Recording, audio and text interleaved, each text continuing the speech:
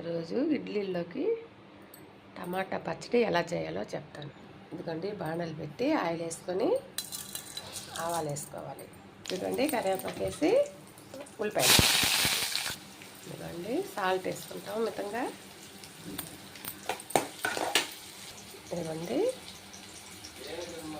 ఆవాలు, జీలకర్ర,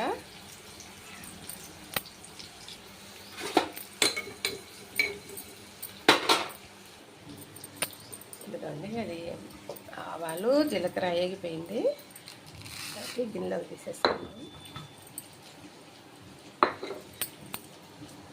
ఇదిగోండి ఉల్లిపాయ వేగిపోయింది. టమాటా